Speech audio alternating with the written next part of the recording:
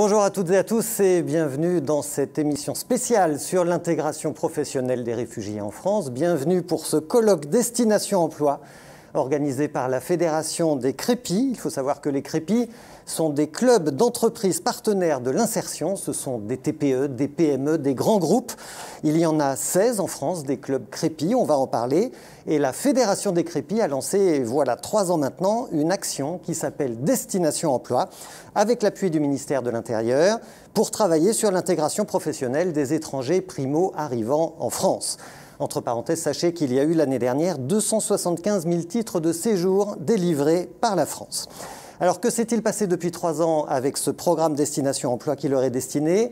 Est-ce qu'il fonctionne? Quel est le profil des bénéficiaires? Qu'en disent les entreprises qui y ont participé et qui participent d'ailleurs encore? Eh bien, c'est ce qu'on va voir aujourd'hui avec nos 4 invités. Benoît de Ruffray, bonjour, vous êtes le PDG d'Eiffage. On va voir que ce n'est pas un hasard qu'on soit chez vous aujourd'hui, chez Eiffage. Je vous invite d'ailleurs à prendre vos micros dès que vous prenez la parole pour qu'on puisse vous entendre. À côté de vous, Agnès Fontana du ministère de l'Intérieur. Bonjour à vous. Vous êtes, vous, la directrice Bonjour. De la DIAN, c'est la Direction de l'intégration et de l'accès à la nationalité. De l'autre côté, en face de vous, nous sommes avec Philippe Mouliat. Bonjour à vous. Bonjour. Vous êtes, vous, le président de la Fédération des Crépis. Et donc, vous allez nous faire découvrir votre réseau d'entreprises. Et à vos côtés, Camille Pérez. Bonjour à vous. Bonjour. Vous êtes chargé de mission RSE, vous, à la Fédération des Crépis. Et avec vous, on va voir comment les choses se passent sur le terrain. Avant de démarrer, un petit mot tout de même à l'attention des personnes qui nous regardent, c'est vous derrière vos écrans. Cette émission, elle est donc diffusée en live sur le réseau YouTube des Crépis. Elle est diffusée aussi sur crépis.org, bien sûr. Ça veut dire que vous allez pouvoir la revoir en replay à la fin de cette émission, à la fin de ce colloque. Et puis un mot aussi sur les conditions sanitaires. Bon, vous voyez qu'on est tous à distance, vous êtes à distance, nous sommes à distance aussi, nous sommes masqués. Il n'y aura pas de questions-réponses à la fin de ce colloque, on s'en excuse, mais on essaye de s'adapter au mieux aux conditions, à la situation. Enfin, avant d'écouter nos intervenants, je vous propose de plonger dans le bain tout de suite avec une petite vidéo. C'est une infographie qui va nous présenter les chiffres clés de ce programme Destination Emploi. Regardez.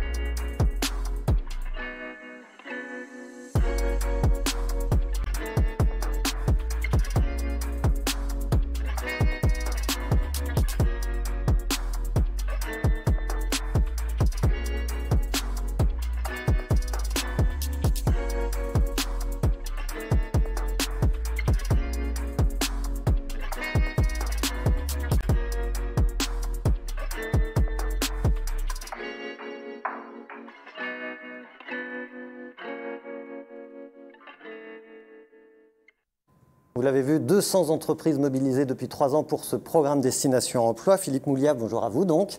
Bonjour. Vous êtes le président de la Fédération des Crépis. Est-ce que vous pouvez nous présenter d'abord ce que c'est que ce réseau des Crépis, un petit peu plus précisément que je ne l'ai fait? Ce réseau aujourd'hui a pratiquement 30 années d'existence. Nous sommes présents dans les 16 principales métropoles françaises. Ce sont des clubs constitués essentiellement de chefs d'entreprise qui ont décidé de se mobiliser en faveur de l'emploi sous toutes ses formes. Nous avons effectivement à l'intérieur de ces chefs d'entreprise, ils donnent de l'argent, c'est important, surtout en ce moment et depuis toujours, mais ils donnent aussi du temps. Et surtout, enfin, ils prennent des engagements en matière d'emploi. En l'occurrence, ils offrent des stages, des CDD, des CDI. Donc, notre triptyque et nos actions du réseau depuis ces 30 dernières années, c'est effectivement ces 3 pieds-là du tabouret, du temps, de l'argent et des engagements. On a, durant ces 30 dernières années, pratiquement remis à l'emploi une ville comme Cherbourg. C'est un petit peu moins de 80 000 habitants. L'équivalent d'une ville L'équivalent comme Cherbourg. Ça semble peu et à la fois, c'est beaucoup. En tous les cas, à notre échelle, on a un rôle de colibri. C'est qu'on fait notre part. On considère qu'aujourd'hui, les entreprises, quelle que soit leur taille, et spécifiquement d'ailleurs les PME, TPE, TI, les grands groupes, on a une vraie responsabilité en matière d'emploi aujourd'hui dans ce pays. C'est pas nouveau. Encore une fois, l'existence du Crépi 30 ans explique bien que nous sommes présents sur les territoires, dans ces 16 agglomérations, pour accompagner effectivement à côté d'autres secteurs, et notamment la partie publique. On est là pour aider à notre manière à ce que ces personnes puissent effectivement rentrer dans la vie professionnelle. Le Crépi, c'est avant tout une rencontre. On considère qu'avant de parler emploi, il faut une rencontre. Cet échange, c'est celle de chef d'entreprise qui vient effectivement rencontrer une personne avant même d'imaginer un recrutement. On fait cette action, on fait cette démarche, on se rencontre, on parle, on échange et on regarde.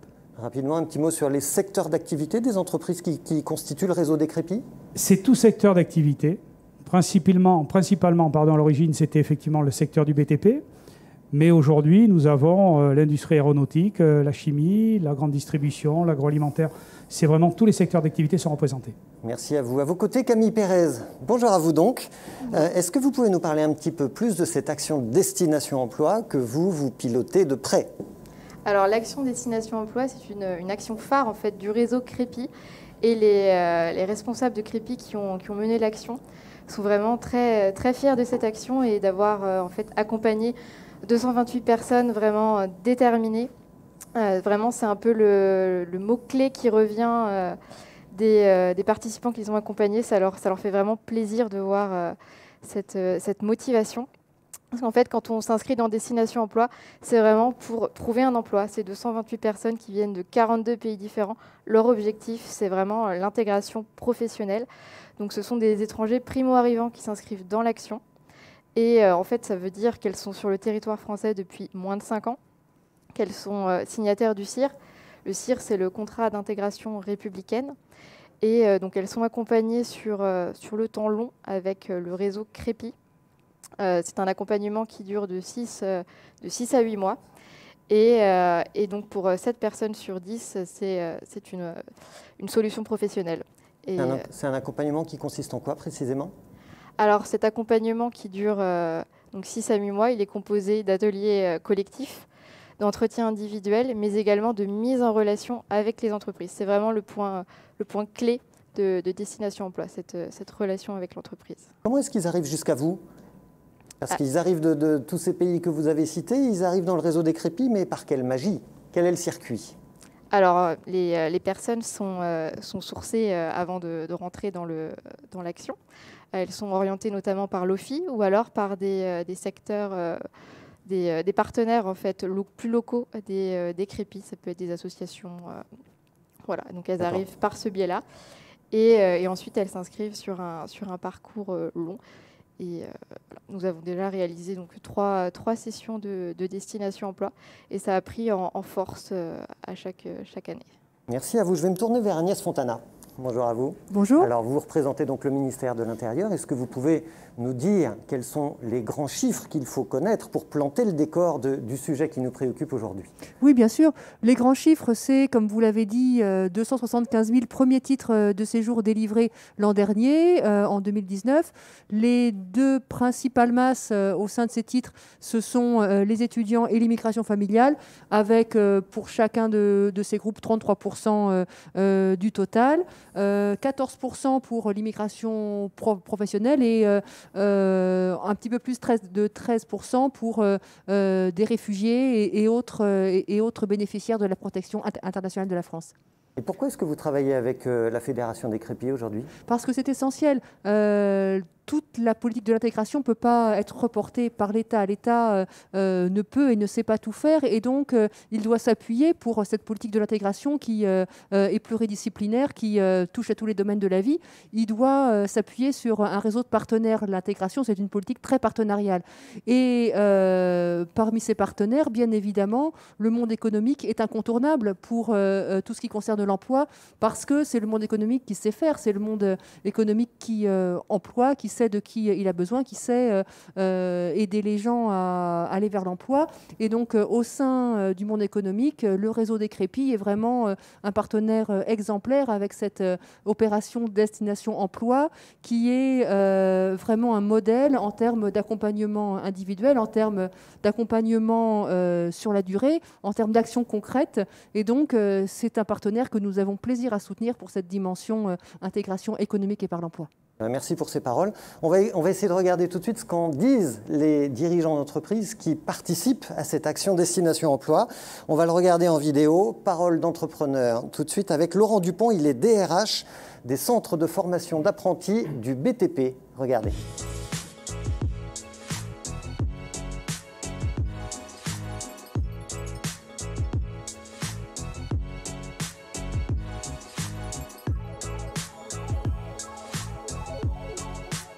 Ce qui est intéressant dans cette démarche, c'est qu'on va tomber sur des profils qui sont atypiques. Et souvent, c'est des profils qui viennent de vivre des galères. Avant d'être primo-arrivants en France, ils ont un passé, pour ne pas dire un passif, qui a fait que leur ouverture d'esprit va être différente. Et souvent, on est face à des gens qui ont une capacité d'apprentissage hors du commun. Au-delà de l'aspect social, on est vraiment dans quelqu'un qui va être avide d'apprentissage, de nouvelles connaissances. Et si on prend une entreprise, quand elle se met aujourd'hui à recruter, généralement, elle est déjà en retard sur son besoin. C'est-à-dire qu'elle commence à recruter quand elle se dit ouais, « j'ai pas les moyens de faire ». Donc là, avoir quelqu'un qui va apprendre plus vite, c'est un gain à l'arrivée. Alors vous l'avez vu, Laurent Dupont, il est sur un chantier. On va se tourner vers Benoît de Ruffray. Bonjour à vous. Bonjour. Vous êtes donc le PDG d'Eiffage, donc merci beaucoup d'être avec nous d'abord aujourd'hui, parce que je sais que votre temps est compté. Et on va tout de suite poser une pierre fondamentale dans la compréhension de ce que c'est que le réseau des crépis, c'est que ce réseau, il est né chez Eiffage. Racontez-nous pourquoi. Ben oui, en effet, il est né il y a bientôt 30 ans. Je pense en fait que quelque part, Eiffage, dans cette création des crépis, je résumerai en disant qu'il a tourné une contrainte en opportunité. Il y avait une demande de plus en plus forte de la commande publique pour nous dire d'essayer d'aider à la réinsertion professionnelle, mais il y avait aussi donner du sens à l'entreprise, parce que fondamentalement, le temps qui est donné, Philippe l'exprimait très bien, eh ben ça met des collaborateurs qui sont plus motivés, qui comprennent fondamentalement ce qu'ils font, et je crois qu'une entreprise a besoin d'avoir de sens. Après, la tradition d'Eiffage, c'est d'être dans ces territoires, partenaires de leur développement. Donc oui, dès l'origine, on les a conçus avec tous les acteurs locaux. Et finalement, pourquoi ? Pour être plus efficaces. Est-ce que vous pouvez nous rappeler en quelques chiffres la taille en nombre de collaborateurs du groupe Eiffage et peut-être nous dire combien de personnes extérieures, des primo-arrivants, vous recrutez, si vous avez ce chiffre en tête ? Alors aujourd'hui, on est 72 000, on est à peu près 50 000 en France. On fait beaucoup d'heures d'insertion, alors d'abord parce qu'on a une commande publique qui est importante. Je crois aussi qu'on en est convaincu. Et puis, finalement, c'est devenu de plus en plus une zone naturelle de recrutement. Après la reconstruction en France, vous avez eu, on a une habitude dans le BTP en fait, d'accueillir beaucoup de gens qui proviennent de l'étranger. Donc finalement, il y a une continuité naturelle. Soyons clairs, de plus en plus, je crois que c'est le savoir-être qu'on va chercher, beaucoup plus que le savoir-faire. Le BTP a toujours eu cette capacité d'apprendre sur le terrain au plus jeune âge, par les compagnonnages, par l'accueil des alternants. Donc c'est vraiment naturel. Et puis je crois que, comme le disait très très bien le film qu'on vient de voir, on trouve des gens hyper motivés. Donc naturellement, c'est une grosse source. Et aujourd'hui, on a de plus en plus de gens qui sont accueillis grâce au crépi. Alors, puisque c'est naturel chez vous, expliquez-nous quel est le sens supplémentaire que vous donnez à cette action Destination Emploi. Pourquoi c'est important pour vous ? Je pense que c'est très important parce que on a de plus en plus de primo-migrants qui arrivent. Fondamentalement, l'intégration dans la société va être énorme. Et je pense que le poids économique, le point final d'une insertion réussie, c'est bien une insertion dans laquelle l'emploi fait partie intégrante de l'autonomie économique. Et à partir de ce moment-là, on se doit, je pense, tous ensemble, acteurs économiques, d'être partenaires de l'État pour rendre le meilleur de ce qu'il y a. Et ce qui est assez intéressant pour ceux qui le pratiquent, c'est qu'en fait, vous partez en vous disant, il va y avoir un handicap par la langue, il va y avoir un handicap pour plein de choses, où ça pense que c'est rien du tout. C'est des gens excessivement motivés. Ils ont traversé de telles galères, souvent pour en arriver là où ils en sont, que finalement, quand on fait nous-mêmes baisser nos propres préjugés, on s'aperçoit que la phase finale, elle est peut-être plus simple. Après, il faudra que ça s'inscrive dans la durée. On n'en a pas encore le recul, mais en tout cas, on est très motivé de ce qu'on a déjà fait. Alors, vous nous dites que le BTP est fortement pourvoyeur d'emplois pour les primo-arrivants. Écoutez ce que nous en dit aussi un autre entrepreneur, Yannick Chevalier, de l'entreprise Tertio.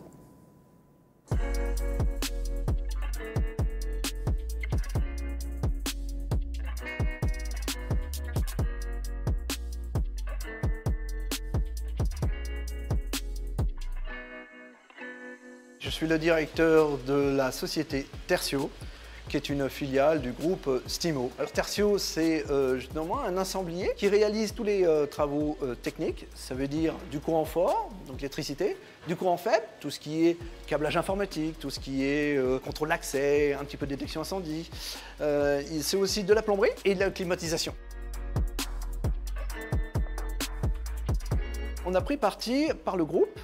C'était l'une de mes missions, de dire on doit tout faire en interne. Donc c'est-à-dire qu'on a besoin de main-d'œuvre, on a besoin de personnel, on a besoin de techniciens, on a besoin des gens qui sont présents et qui ont envie d'apprendre. Donc on s'est retourné un petit peu sur le Crépi, où le Crépi nous a proposé justement des nouveaux arrivants en disant voilà, nous on a des gens qui connaissent un peu le métier, qu'on a sélectionné déjà et qui sont aptes à vous retrouver en entreprise. Donc Sadio et Mobarak ont décidé de rester avec nous. D'ailleurs, le personnel continue à les appeler les crépis. C'est assez bizarre, les crépis. Mais ils se sont intégrés bien comme il faut dans l'équipe, sans aucun problème.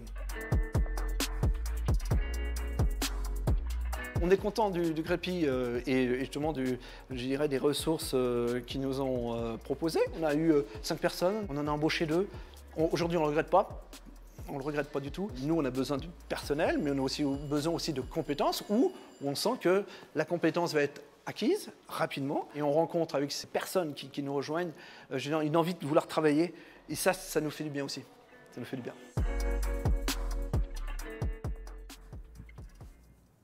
Voilà, 2 embauches grâce au Crépi, jolie reconnaissance. Moubarak et Sadio, vous l'avez entendu. Benoît de Ruffray, en quoi est-ce qu'un chantier permet de bien intégrer les crépis, comme il le disait?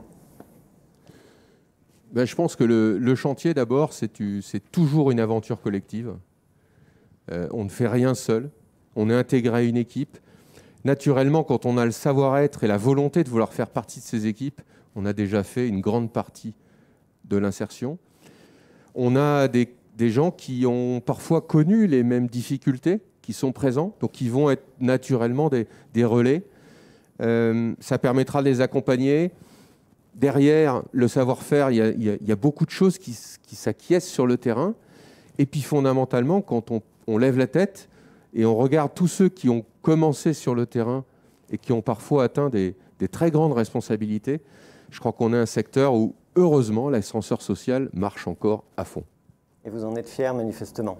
Absolument, très fier. Alors, toutes mes équipes, bien évidemment. Vous avez parlé tout à l'heure de la commande publique. Je voudrais qu'on s'y arrête un petit instant parce que, bien sûr, on sait que le BTP reçoit beaucoup de commandes de la part de l'État, des collectivités locales, des municipalités. En quoi est-ce que cette commande publique permet d'accélérer l'insertion professionnelle des primo-arrivants? Je pense que la commande publique a compris il y a très longtemps, il y a de très nombreuses années, c'est même lié aussi à la création des crépis pour le groupe, que finalement notre secteur, avec de la commande publique, on pouvait lui demander de consacrer une partie de ses ressources, de ses efforts, à aider à la réinsertion professionnelle. Donc au départ, ça a été mis, on va être honnête, au début, la plupart essayaient de discuter avec la commande publique pour ne pas mettre des chiffres trop hauts. Et puis après, la deuxième étape, ça a été de se dire, alors qu'est-ce qu'on pourrait réserver pour les gens issus de l'insertion professionnelle? Et puis, une fois que vous rencontrez les gens, vous rencontrez des talents. Et aujourd'hui, vous apercevez qu'ils inondent et on les fait arriver. Parfois, ils passent par ce sas un peu des endroits sur lesquels on les met en premier, et puis on sent l'envie d'apprendre, et à ce moment-là, ils commencent à irriguer tout un tas de choses. Donc oui, quelque part, si la commande publique ne nous avait pas peut-être un peu contraint au début, on serait peut-être en train de passer à côté de certains talents. Donc je pense que c'est une excellente initiative à encourager. À côté de vous, Agnès Fontana, est-ce qu'on peut se demander quand même, parce que vous représentez le ministère de l'Intérieur et du coup l'État aussi, est-ce que c'est à l'entreprise d'intégrer ? Alors, l'intégration, ça doit vraiment être l'affaire de tous. C'est vrai que c'est une politique, une compétence de l'État. Mais comme je le disais tout à l'heure, l'État ne peut pas réussir seul. Il doit s'appuyer pour que ça réussisse dans tous les territoires, dans tous les écosystèmes. Il doit s'appuyer sur des partenaires qui sont présents là où lui-même n'est pas présent. Et le monde de l'entreprise, c'est l'un de ces mondes. Qui, mieux que des chefs d'entreprise, savent ce qu'il faut pour que ça marche, pour qu'une personne s'intègre bien dans l'emploi, qui peut aussi mieux qu'eux faire remonter les besoins en emploi, les besoins en compétences. Donc l'intégration, c'est une chaîne qui doit finalement faire une place à tous les acteurs de la société, et c'est seulement à cette condition que l'intégration peut réussir. Concrètement, comment est-ce que vous faites ça, cette relation entre l'État et les entreprises? Comment est-ce que vous la mettez en œuvre? Est-ce que vous vous rencontrez? Est-ce que vous mettez en place des appels à projets? Ça fonctionne comment? Alors, ce sont effectivement des appels à projets pour donner une chance égale à tous les porteurs de projets, c'est important. On a un appel à projets annuel au niveau national. Les préfectures en ont aussi à leur niveau pour des projets qui sont plus à l'échelon régional ou départemental. Donc, on fait des appels à projets. Les porteurs manifestent leur intérêt. On retient ceux des projets qui nous semblent le mieux correspondre aux objectifs. Et puis après, autour de la convention, une relation se noue.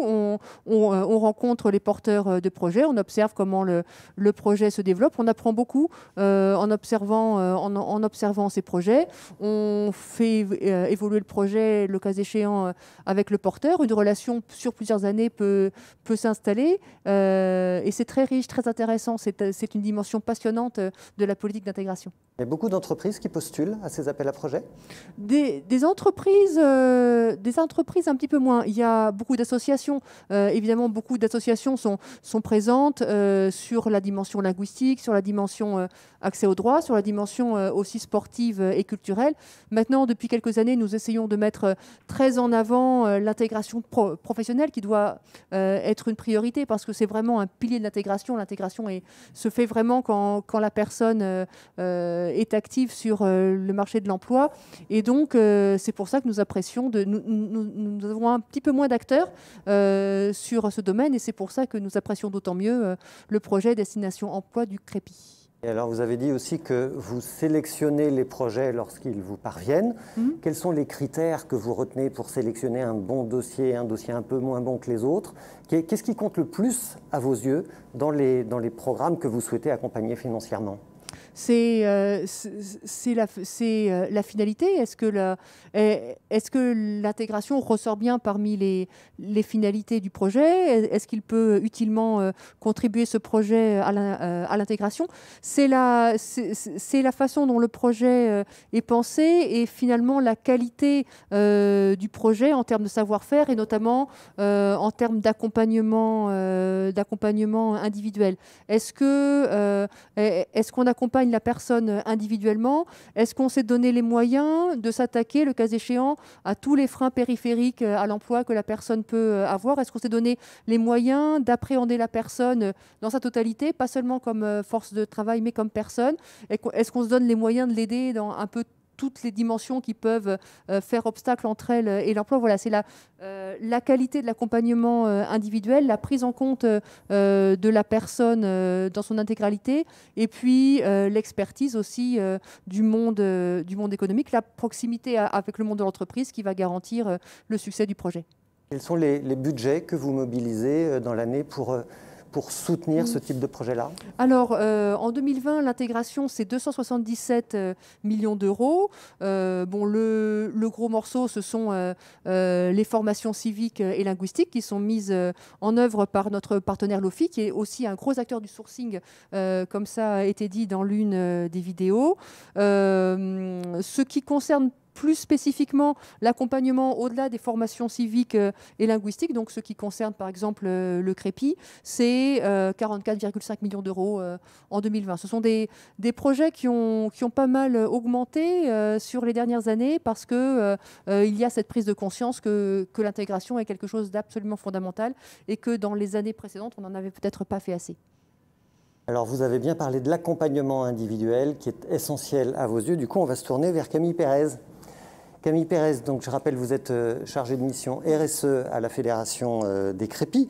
Quels sont les freins que vous devez lever sur le terrain lorsque vous avez des primo-arrivants qui vont faire partie du dispositif et que vous observez concrètement chaque jour?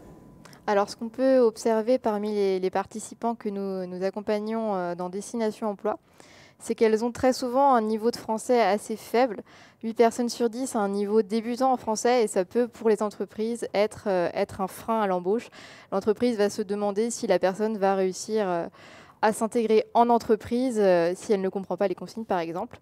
Et on constate aussi que nos participants n'ont pas forcément un niveau de diplôme très élevé, ce qui est un deuxième frein en fait, à lever à travers Destination Emploi. Du coup, j'aimerais savoir comment se passe concrètement l'accompagnement lorsque vous avez... Voilà, est-ce que vous allez sur le terrain, vous les emmenez, les séances de formation, les séances d'apprentissage, les séances de langue, comment ça se passe très concrètement? Alors, les participants sont accompagnés individuellement avec un responsable Crépi. Il va leur permettre en fait, de faire leur projet professionnel, de les parrainer, de leur ouvrir des entreprises en fait, qui peuvent les accompagner. Et il va y avoir un volet un peu plus collectif, ou alors ils vont aller en entreprise, ils vont visiter des entreprises qui recrutent, ils vont pouvoir rencontrer directement des entreprises. Ils vont pouvoir également avoir des ateliers plutôt culturels, ils vont pouvoir s'inscrire au musée, à la bibliothèque. Enfin, vraiment, on essaye d'avoir tout un champ en fait, culturel, d'intégration vraiment globale, et aussi d'avoir les codes des entreprises. Parce que souvent, quand on vient d'un pays un peu différent de la France, on a des codes culturels, et ces codes, ce ne sont pas les mêmes en France. Donc vraiment, on essaye de leur apprendre ces codes et de leur faire le plus possible rencontrer des entreprises pour favoriser leur intégration professionnelle. Vous avez parlé tout à l'heure des freins linguistiques essentiellement. Est-ce que vous sentez dans votre mission que vous devez aussi relever les freins psychologiques, sociaux, relatifs à la santé des personnes? Jusqu'où va votre accompagnement? Alors nous, notre accompagnement, il est vraiment centré sur l'accompagnement professionnel. On peut constater que nos participants sont accompagnés sur les autres volets par d'autres associations. Ce n'est pas notre cœur de métier, en fait, l'accompagnement psychologique ou autre, même si forcément ce sont des personnes qui ont connu des galères, elles sont très déterminées à retrouver un travail, mais voilà, on ne va pas les accompagner sur le plan psychologique, mais vraiment professionnel. Ça veut dire que vous travaillez peut-être en réseau avec d'autres associations pour les rediriger, c'est ça? Alors chaque Crépi a son réseau en fait, de partenaires et va travailler en lien avec d'autres associations pour un peu couvrir tous ces volets-là. Par exemple, le volet logement qui peut poser problème pour un certain nombre de participants. Vous avez des outils, des méthodes particulières au Crépi pour bien accomplir cet accompagnement? Alors vraiment, nous, au Crépi, on croit en la relation directe avec l'entreprise, avec la rencontre. Et ce qu'on essaye de faire, c'est à la fin de l'accompagnement, quand les personnes sont prêtes à travailler, on les met en relation avec des entreprises qui recrutent. Et en fait, le fait de passer directement avec une relation privilégiée avec l'entreprise, on casse le CV, on casse cette première barrière qui peut exister pour ces personnes. Et elles peuvent en fait directement avoir accès à l'entreprise et ça permet à 7 personnes sur 10 d'avoir une solution professionnelle. Vous avez parlé tout à l'heure d'un parrainage. Donc ce sont des chefs d'entreprise qui parrainent des primo-arrivants en France? Alors, ce n'est pas le cas de tous les participants, mais s'ils le souhaitent, ils peuvent être parrainés par des chefs d'entreprise ou des DRH au sein du réseau Crépi. Après ça, le parrainage, c'est une action qui n'est pas réservée spécifiquement à Destination Emploi. C'est vraiment pour toute personne accompagnée par le réseau Crépi. Bel engagement. On va se tourner vers Philippe Mouliat. À quel besoin de recrutement, en réalité, le Crépi répond-il? En fait, à tout type d'entreprise. Alors, parmi, je dirais, la période que nous traversons, qui est quand même en ce moment assez particulière, pas que sur le plan sanitaire, on peut le dire sur le plan économique, nous avons des secteurs en tension en France, il faut le dire. Donc, c'est plutôt un message très positif. Et nous arrivons à les recenser par rapport à notre implantation des 16 clubs.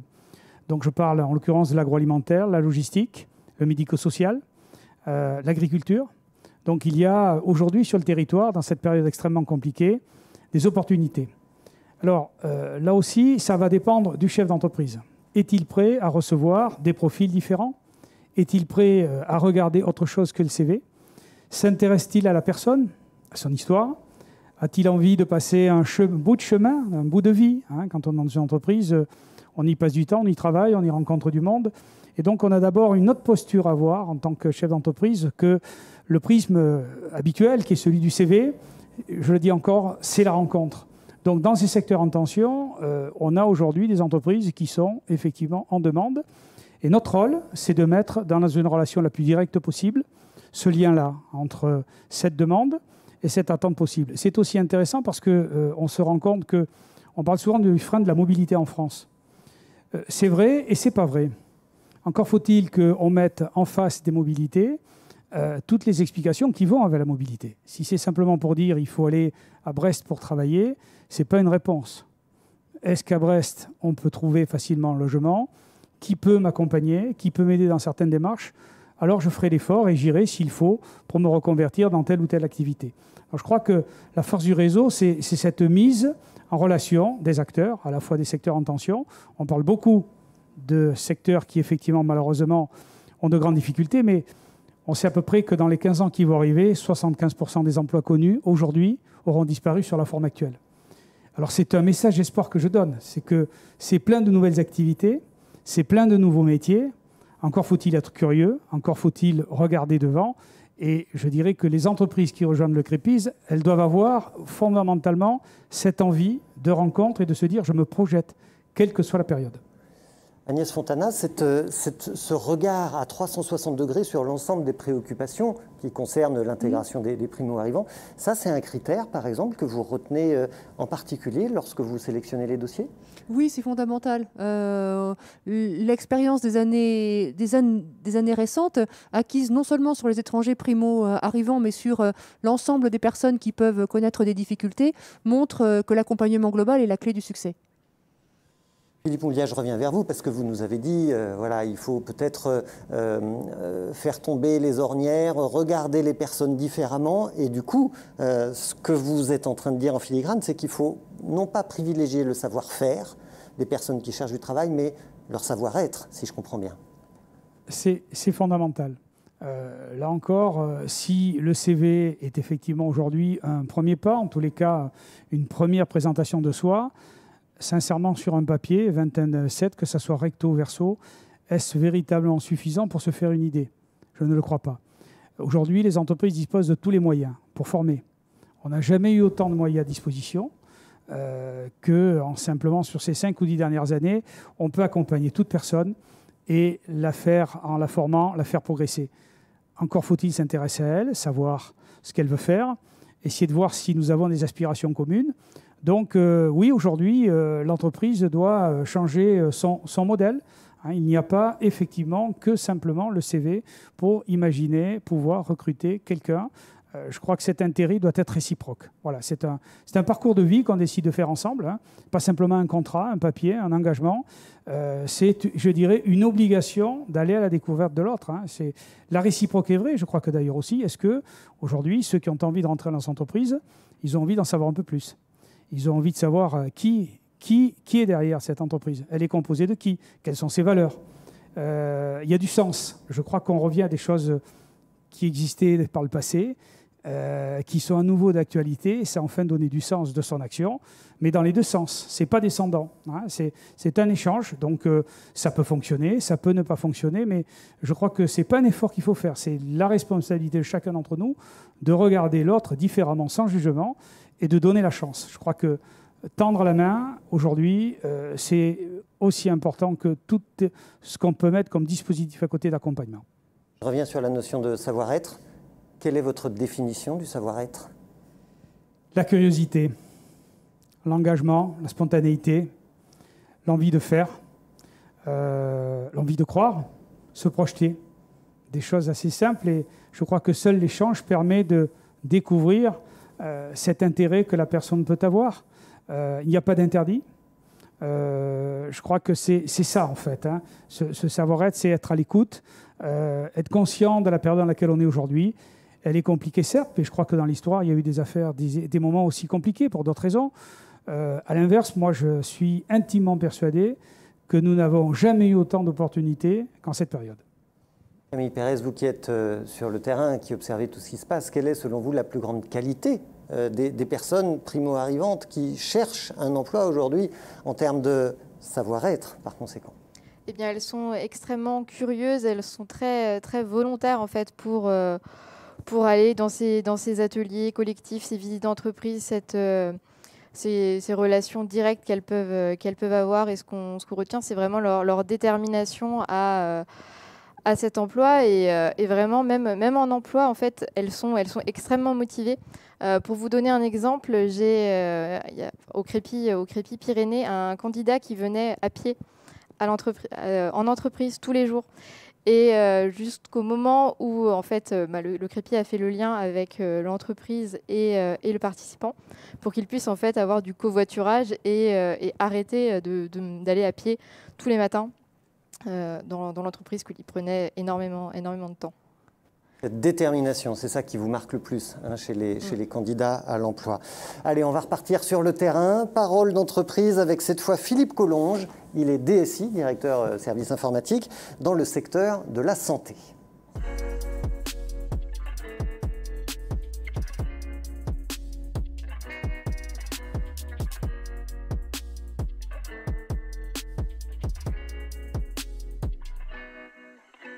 Je suis le directeur de la direction informatique de Resa Mutum-Gègles. C'est un mot un peu compliqué pour dire qu'en fait nous sommes un regroupement d'établissements de santé de la région lyonnaise. Notre équipe technique est composée évidemment d'un directeur technique avec à l'intérieur de cette équipe un expert réseau, un expert système, enfin tout ce qu'on peut trouver classiquement dans une équipe et surtout une équipe de techniciens hotline. On n'a pas travaillé directement avec le réseau Crépi, mais quand Nadir est arrivé, quand il est venu passer ses entretiens au début pour un stage, on a bien senti que c'était quelqu'un qui avait dû avoir de la pratique, qu'on avait dû un peu former sur les entretiens, parce qu'en plus de ses compétences propres, on voit bien qu'il avait été un petit peu briefé, ça se sentait tout de suite. On lui proposait au départ un contrat de 6 mois, mais même ma directrice générale a dit non, on a un très bon retour. Philippe, tu le gardes, tu le prends. Et donc, en fait, c'est pour ça qu'il est avec nous depuis la mi-août et ça se passe très bien. Il est très bien intégré techniquement, mais aussi et surtout, ce qui est très important, c'est intégrer humainement avec nos équipes, mais aussi humainement, surtout avec les différents utilisateurs qu'il rencontre tous les jours lors de toutes ces interventions. Et donc ça, c'est important pour nous. Donc, on est tombé sur quelqu'un, on a eu de la chance, qui avait les doubles compétences, c'est-à-dire le savoir-faire et le savoir-être. Et donc, on l'a gardé. Souvent, on a peur de recruter des gens qui ne sont pas dans le cursus standard. Il faut pas. On ne travaille pas sur des profils avec le profil classique de la personne qui a fait 5-6 ans d'études en informatique. C'est bien, mais ça nous suffit pas et ça ne correspond pas à nos attentes. Évidemment, il faut qu'ils aient les compétences techniques, ça, évidemment. Mais bon, des fois, les compétences techniques, ça peut s'acquérir. Ce côté humain, ce côté rapport social que peuvent avoir certaines personnes par rapport, des fois, à quelqu'un qui va sortir des études, qui aura fait que des études, que de l'informatique, des fois ça manque un peu. Donc nous, on aime donner notre chance à toutes ces personnes-là. Alors il nous dit plein de choses intéressantes, Philippe Collonges, et j'en retiens deux en particulier. La première, c'est que Nadir, qui donc a été recruté, a été bien briefé. Alors je me tourne de nouveau vers Camille Pérez. Ça veut dire quoi, un candidat à l'emploi qui est bien briefé ? Alors, bien vérifié, en fait, on peut sûrement parler des ateliers collectifs que réalisent les participants. Alors, il y a tout un volet technique de recherche d'emploi, se présenter, vraiment axé autour du savoir-être de la personne. Et voilà, enfin, on va leur faire rencontrer des entreprises pour qu'ils puissent échanger et savoir concrètement qu'est-ce qu'on attend en entreprise, qu'est-ce qu'on va leur demander voilà, par la suite. Parce que là, on voit l'entreprise de l'extérieur. Quand on est un participant, on n'a pas de réseau, on ne connaît pas le fonctionnement en France. Et en fait, le fait de passer le pas, d'échanger, de savoir se présenter en entreprise, et ainsi de suite, on va vraiment pouvoir rentrer à l'intérieur de l'entreprise. Et ça permet d'avoir un bon briefing. Un bon briefing. Et tout ça, c'est pas évident, évidemment, pour les primo-arrivants qui ne baignent pas dans la culture de notre pays. Il nous dit une deuxième chose intéressante, Philippe Collonges, parmi plein d'autres, c'est qu'il faut peut-être regarder le profil des candidats différemment. Et alors, je me tourne vers Benoît de Ruffray. Est-ce que les chefs d'entreprise doivent apprendre à recruter autrement, c'est-à-dire, clairement, sans CV? Oui, parce que finalement, quand j'essaie d'analyser le grand risque du CV, c'est qu'en fait, vous vous imaginez ce que vous aimeriez, en fait. Et c'est souvent le début, parce que c'est comme se mettre des œillères, et à la fin, vous allez passer à côté de tout un tas de choses. Alors que justement, et là-dessus, les personnes qui ont vécu des échecs, qui sont passées par la réinsertion, et comme le disait très bien Philippe, les partenaires du Crépi qui se mettent dans cette mentalité de dire, eh ben, finalement, on retourne la question. Et on demande au candidat, qui suis-je et qu'est-ce qu'il a envie de faire? Si déjà vous recrutez quelqu'un en essayant de comprendre ce qu'il a envie de faire, la probabilité qu'il se défonce, elle est complètement différente. Il faut dire que vous devez en voir passer des centaines, voire des milliers des CV. Ils sont tous un petit peu formatés sur le même modèle. De plus en plus. Et les nouvelles technologies n'arrangent pas. Et ça vous intéresse plus? C'est pas. Je pense qu'il faut savoir différencier. Je pense que quand vous êtes dans un schéma d'aller chercher des choses qui sont un peu normées, oui, ça existera toujours. Le problème, c'est que ça exclut beaucoup. Et quand vous vous intéressez à l'insertion, vous allez chercher quelqu'un autrement, vous devez passer tout ça. Et je crois que c'était magnifiquement dit sur ce témoignage vidéo, c'est qu'à la fin, il y a quand même aujourd'hui beaucoup de savoir-faire technique qu'il est beaucoup plus facile d'acquérir que le savoir-être. J'ai un exemple qui me vient à l'esprit, justement sur des primo-arrivants ou des gens en réinsertion. Vous vous rendiez compte que vous recrutiez beaucoup de gens, ils étaient incapables, tellement ils se sentent exclus, d'aller même dans l'entreprise. Donc vous étiez obligé de faire un bus, d'amener un chef d'équipe ou un chef de chantier, un maître compagnon, pour aller dans l'immeuble chercher les gens. Parce qu'ils n'y croient pas. Vous les emmenez. Signature du contrat, c'est un autre monde. Ben vous vous rendez compte que si, au bout de 10 jours, ils ont réussi à être à l'heure tous les jours le matin, à respecter 90% du sujet gagné. Et ça, c'est des éléments de savoir-être pour venir en complément de tout ce qui était dit derrière. Et ça, une fois qu'il y a cette fondation, elle est solide. On est capable de bâtir énormément de choses. Il y a des secteurs qui s'y prêtent plus ou moins, mais je pense que fondamentalement, c'est ça. Et à la fin, vous avez une deuxième chose que vous découvrez beaucoup plus tard, quand justement vous laissez les CV de côté, c'est vous recrutez des gens de plus en plus différents. C'est comme l'insertion des handicapés. Et vous créez dans des équipes, en fait, c'est beaucoup plus dur d'atteindre la performance, parce que chacun va être interdépendant de l'autre pour avoir une performance collective. Mais quand vous l'atteignez, elle ne s'arrête pas. Alors, on sent votre conviction. Est-ce que votre conviction, Benoît de Ruffray, parce que peut-être que vous recevez des CV, mais ce n'est pas vous qui faites le tri, est-ce que votre DRH, il a les mêmes convictions que vous? Et est-ce que cette conviction que vous avez, elle infuse dans l'entreprise? En fait, plus vous positionnez le recrutement auprès du terrain, moins vous avez de risques. Et fondamentalement, quand on est au cœur du chantier pour faire ces recrutements, et tout ce qu'on arrive à très très bien faire en termes d'insertion professionnelle, ça se passe chez nous, au terrain, parce que c'est là que tout de suite on découvre tout un tas de réactions et on a évité tout un tas de filtres qui auraient pu faire passer à côté de quelque chose. Mais je crois que vraiment, ce qui est le plus important à répondre, c'est que à la fin, le CV, c'est pas le sujet, c'est vraiment la velléité d'aller à la rencontre d'une personne, de s'intéresser à ce qui l'intéresse et de se dire finalement qu'est-ce que cet intérêt, quelle pierre je peux mettre dans l'édifice qu'est l'entreprise. Et quand vous êtes dans cet élément-là, le fil, ça va être la compatibilité aux valeurs, la compatibilité au fond et finalement à la puissance de l'entreprise. Et c'est ça qui est encore plus important que beaucoup de compétences purement techniques qu'on peut acquérir plus tard.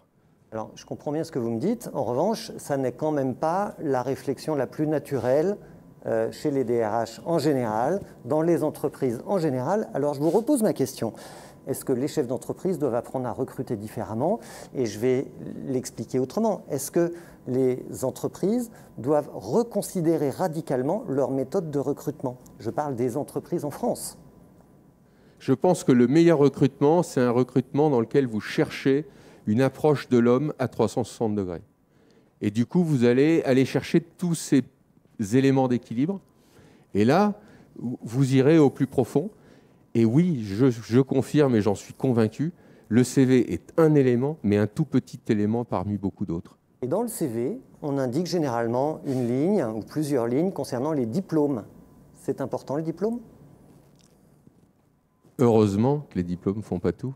Heureusement, ça serait grave. Vous vous rendez compte, c'est affreux de se dire qu'à 20 ou 25 ans, on aurait prédéterminé l'avenir d'une personne. Oui, mais à 20 ou 25 ans, ils veulent tous un Master 2 parce qu'ils pensent que c'est le sésame pour le marché du travail. Vous avez raison. Je parle français. Vous avez raison et c'est notre plus gros handicap. Vous avez des gens qu'on a poussés à aller faire un Master 2. Là, je vais parler, excusez-moi, par rapport à nos métiers, parce qu'on les connaît un peu mieux.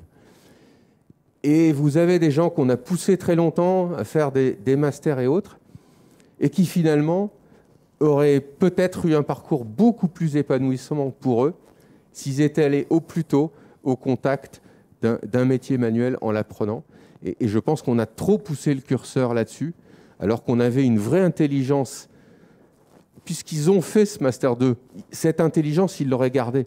Sauf qu'ils l'auraient accompagnée d'une intelligence de terrain au plus tôt, qui commence plutôt dans les CAP et autres. Et ces gens-là, je peux vous le dire aujourd'hui, ils nous manquent beaucoup. Mais par l'insertion professionnelle et parmi les primo-arrivants, on en a un certain nombre.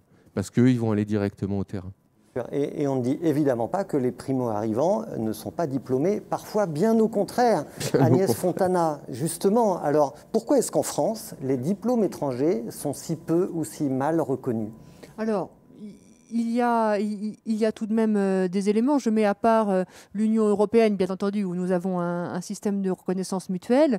Pour les diplômes hors Union européenne, s'agissant des diplômes de l'enseignement supérieur, l'organisme qui s'appelle ENIC-NARIC et qui dépend de France Éducation Internationale peut faire une attestation de comparabilité, c'est-à-dire d'écrire dans le système français à quoi ce diplôme syrien, éthiopien, américain correspondrait. Il dirait, voilà, chez nous, c'est l'équivalent du Master 2 dans tel ou tel domaine. Ça, c'est pour les diplômes de l'enseignement supérieur, donc il y a cette comparabilité. Après, il y a bien d'autres diplômes, et bon, là aussi, on essaie de progresser. Il y a, et puis, il y a les diplômes, et puis il y a aussi l'expérience professionnelle. Beaucoup de personnes n'ont pas de diplôme, mais ont des savoir-faire qu'elles ont acquis en pratiquant leur métier dans leur pays d'origine. Donc nous avons en France le système de validation des acquis de l'expérience, nous avons aussi la certification. Ce sont des systèmes qui existent mais qui sont relativement complexes, qui font intervenir un grand nombre d'acteurs. Il est difficile de s'y retrouver, puis qui sont très administratifs, très documentés. Or, les primo-arrivants, parfois, et notamment les réfugiés, ont dû, dans certains cas, quitter leur pays sans apporter leur diplôme et leurs documents. Donc on essaie de faciliter ces procédures pour les étrangers, de les rendre rendre moins administrative, de faciliter plus la reconnaissance par le geste.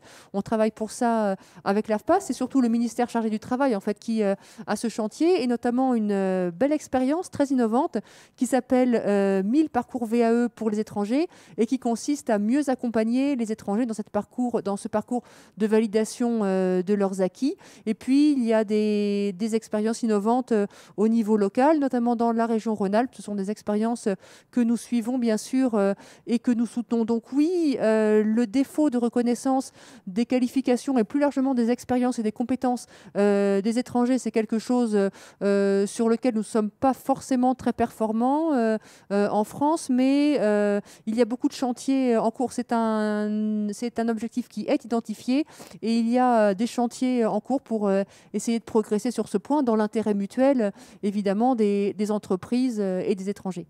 Alors vous mettez en place des choses, mais en même temps, on sait que la situation est extrêmement difficile pour les primo-arrivants. D'abord, quand ils arrivent, tant qu'ils n'ont pas de titre de séjour officiel, ils n'ont pas le droit de travailler. Donc ça les met dans une situation sociale parfois très difficile. Ensuite, une fois qu'ils ont obtenu un titre de séjour, s'ils en obtiennent un, s'ils essayent de faire reconnaître leur diplôme, parce que vous avez raison, il y a des situations où la reconnaissance du diplôme peut avoir lieu, mais en général, le diplôme est reconnu à un niveau inférieur que dans le système de formation français. Et donc, quelque part, il y a comme des formes d'inégalité. Oui, certainement. Alors, je pense qu'il y a plus de problèmes avec les personnes qui n'arrivent pas à faire reconnaître leur diplôme qu'avec les personnes qui se les verraient reconnaître à un niveau inférieur. Je pense que c'est plus une absence de reconnaissance possible qu'une reconnaissance inférieure. Après, les personnes, comme je le disais, pourront de plus en plus valider leurs acquis de l'expérience, y compris une expérience acquise en France, évidemment. Et puis, il faut travailler aussi sur l'accès des étrangers à la formation professionnelle, parce qu'en France, et notamment quand on travaille, on a un compte personnel de formation, on a un droit à la formation professionnelle, et il faut là aussi travailler sur l'égalité entre Français et étrangers dans l'accès à cette formation. Alors comment est-ce qu'on fait après pour consolider l'intégration dans l'emploi des primo-arrivants qui ont réussi à trouver un premier emploi ? Là, la clé, c'est l'accompagnement sur le long terme. Il ne faut pas lâcher complètement l'étranger du jour où il a signé son contrat, se dire ça y est, c'est terminé, il l'a gagné. Il faut accompagner la personne sur le long terme, voir comment son intégration dans l'entreprise s'approfondit jour après jour, et comment, dans son emploi, des perspectives de prochain emploi, de promotion, d'accès à une formation peut-être, peuvent se faire pour dessiner un parcours. Il ne faut pas abandonner les personnes au seuil de l'emploi. Il faut les accompagner de façon durable pour que, au-delà de cet emploi immédiat qui a sans doute répondu à une situation d'urgence et qui a permis de répondre aux premiers besoins d'autonomie de la personne, comment elle peut se projeter, comment elle peut s'inscrire dans un parcours professionnel qui la conduira peut-être vers d'autres métiers ou vers plus de responsabilités. Alors l'accompagnement de long terme, évidemment, je vais me tourner de nouveau vers Camille Pérez. Cet accompagnement de long terme, il commence d'abord par le fait de trouver un premier emploi. Très bien. Je voudrais bien que vous nous disiez quelle est la nature de ce premier emploi en général. Il me semblerait que c'est peut-être plus de l'intérim ou du CDD que du CDI. Et ensuite, deuxième question, comment est-ce que vous faites pour accompagner sur le long terme les travailleurs qui ont trouvé un premier emploi ? Alors effectivement, les sorties que l'on observe de la part de nos participants, ce sont plutôt des sorties, comme vous dites, de CDD ou d'intérim. Les sorties de votre dispositif d'accompagnement, sorties positives dans l'emploi, c'est comme ça qu'on le formule. Oui, voilà. Mais pour nous, en fait, c'est une sortie, un premier pas dans l'entreprise, un premier jalon. Parce qu'en fait, un parcours professionnel, c'est aussi des rencontres. Et donc, en fait, en leur permettant, même en intérim, de leur donner leur chance, ils vont pouvoir rencontrer d'autres personnes, voir d'autres métiers, peut-être découvrir d'autres choses et se dire, tiens, en fait, peut-être que j'ai envie de faire ça après cette mission d'intérim, je veux ce poste-là. Et si, en général, si la première mission se passe bien, que la personne a envie d'apprendre en entreprise, c'est possible pour elle. Et vraiment, pour nous, une première sortie, même en intérim, c'est vraiment quelque chose de positif. C'est vrai que même en intérim, on sait que ce passage-là, il est important, ne serait-ce que pour l'acquisition de la langue française, parce qu'il y a des vocabulaires précis sur certains métiers, des vocabulaires techniques, qu'ils ne peuvent qu'apprendre en étant confrontés à d'autres personnes de leur métier. Oui, exactement. Pendant l'accompagnement que nous avons, qui est quand même assez long, les personnes suivent des cours de langue. Voilà, c'est pas nous qui les faisons, mais ils sont accompagnés sur ce plan linguistique et dans leur projet professionnel. Et suite à la première embauche, les personnes ne sont pas lâchées dans la nature, et il y a aussi un accompagnement qui peut se faire du côté des entreprises. Parce que parfois, on n'a pas les mêmes codes, et on peut être surpris de certaines réactions, comme par exemple le refus de signer un CDI de la part de personnes. Mais en fait, c'est simplement qu'elles sont extrêmement mobiles et qu'elles ont d'autres problématiques. Elles se disent, si je signe un CDI, peut-être qu'en fait, je ne vais pas pouvoir aller voir ma famille pendant 3 mois, comme je l'ai prévu. Donc elles vont refuser, mais ce n'est pas contre l'entreprise qui pense, elle, se dire je vais lui proposer une solution stable. Mais en fait, c'est peut-être pas ce que la personne, elle a en tête, voilà, tout simplement. Votre accompagnement, il marche à chaque coup, ou il y en a qui décrochent, que vous perdez de vue? Alors, il y a des personnes qui décrochent, mais je pense que dans tout dispositif, il y a des participants qui s'égarent. Et puis surtout, les primo-arrivants peuvent être très, très mobiles, hein, vraiment, on le constate. Mais sur l'accompagnement qui dure quand même très, très longtemps, pour des personnes qui veulent retrouver vite un emploi, ça peut être un frein. Elles veulent travailler tout de suite, mais on leur dit « attendez, il faut acquérir les codes ». Bien, on n'a quand même qu'une seule personne sur 10 qui quitte l'accompagnement Destination Emploi. Philippe Onlia, vous faites un joli travail sur l'intégration professionnelle des réfugiés primo-arrivants en France. Quels sont vos prochains objectifs à la Fédération nationale des crépis? Il y en a un tout de suite, qui est d'actualité, c'est agir contre la crise économique post-Covid. C'est notre mobilisation. Le réseau a aujourd'hui, depuis le mois de mars, mis en place une application numérique qui s'appelle Annonce Emploi. Je crois qu'il y a urgence. Il y a urgence parce que on sent bien que de cette détresse sanitaire et sociale, derrière, les entreprises, les hommes et les femmes vont souffrir. Il faut se mettre en position de combat pour qu'aujourd'hui, chaque fois où c'est possible, chaque endroit où c'est possible, on puisse apporter une réponse en termes d'emploi. Camille disait tout à l'heure, je crois que la notion de CDI, CDD, intérim, sincèrement aujourd'hui, les codes là aussi ont changé. Je crois que la notion de CDI, suivant la classe d'âge dans laquelle on est, elle a une résonance, une valeur, elle n'est pas la même aujourd'hui. L'urgence, c'est effectivement le travail, la possibilité d'avoir, de se projeter, parce que je crois qu'au-delà de la nature du contrat, c'est si je travaille, je me projette. Donc déjà, je dirais que c'est un premier combat extrêmement important, gagné. L'intérim, et j'en remercie, nous avons des partenaires au sein du réseau qui nous aident beaucoup. C'est une première marche, dans ce qu'on appelle... Il y a l'ascenseur social, mais je pense que pour les primo-arrivants, c'est plutôt l'escalier social. Il y a un effort important et cet intérim est souvent le premier passage, la première marche. Elle est essentielle. Vous avez parlé d'annonce emploi. On le trouve où, ce dispositif-là? Alors, nous l'avons sur le site crépi.org. Donc là, quand vous y allez dessus, c'est assez simple, à la fois pour les employeurs et à la fois pour les chercheurs. Parce que j'ai horreur le nom du demandeur d'emploi. Chercheur d'emploi. Chercheur, oui, parce que encore une fois, l'insertion n'est pas un acte de charité et le travail, je dirais, c'est un droit essentiel. C'est la base même, je dirais, de toute personne humaine, quoi. Je crois que le travail, c'est partie intégrante de chacun d'entre nous. Donc, je parle des chercheurs. C'est important parce que derrière chercheur, souvent, le demandeur d'emploi, c'est le mot chômage un peu galvaudé. Disons les choses comme elles sont. Aujourd'hui, il y a des demandeurs d'emploi. Donc, ils ont aussi la possibilité de se présenter sur le site. Donc, on va chercher le savoir-être. Ils vont pouvoir expliquer leur histoire, leurs attentes. Et puis, nous avons demandé aux employeurs de se mettre dans une autre posture. C'est-à-dire que dans un acte de séduction, l'entreprise aujourd'hui, dans le bon sens du terme, le chef d'entreprise présente son entreprise, explique qui l'attend avant de dire ce qu'il veut. Et du coup, de la même manière, il peut regarder sur ce site les personnes que nous avons référencées, et nous y tenons, l'ensemble du réseau recommande et s'engage sur 100% des gens qui sont présents sur ce site, car ils sont passés par les chargés de mission au sein des crépis, par les responsables des crépis, par les entreprises et donc ils sont aujourd'hui là pour être mis en position, je dirais en première ligne, pour que les employeurs puissent effectivement, avant une rencontre en présentiel, pouvoir les rencontrer et les découvrir. On rappellera que votre réseau, c'est 16 clubs Crépi en France. En 5 secondes, comment on fait pour adhérer au Crépi? D'abord, il faut démontrer son engagement et ne pas imaginer qu'un chèque fera que vous serez adhérent du Crépi. Ça coûte cher? Ça dépend de la masse salariale, c'est possible de 500 € et au-delà. Eh bien, merci beaucoup à nos 4 intervenants, Benoît de Ruffray, Agnès Fontana, Philippe Mouliat et Camille Pérez. Leur destination, c'était la France. Aujourd'hui, leur destination, c'est l'emploi. Ce sera le mot de la fin. Merci à tous les 4 pour vos témoignages et pour vos lumières. Je vais renvoyer les internautes qui voudraient en savoir plus sur votre site internet crépi.org. Et avant de nous quitter, je vous propose, pour finir, d'écouter en vidéo la parole de celles et ceux pour qui a été menée cette action Destination Emploi. Merci à vous de nous avoir suivis. À bientôt.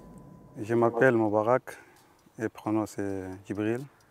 Je suis soudanais. Je m'appelle Nadir Deti, j'ai 32 ans, je suis de nationalité algérienne. Je suis Madame Baro Fatoumata, j'ai 25 ans, je suis de nationalité malienne.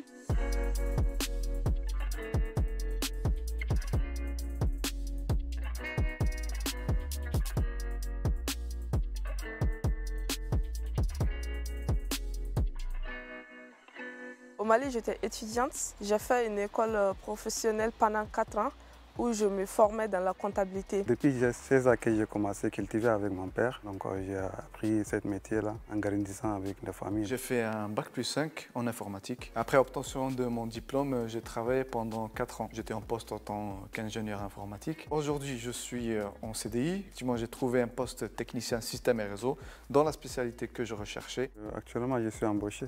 Je suis à CDI. Moi, j'ai fait tout ce qui est électricien. Donc, notre société s'équipe de rénovation. Là, je démarre bientôt un CDI à l'AMVE. C'est une association aide à la personne. Je crois que c'est le métier que je vais faire.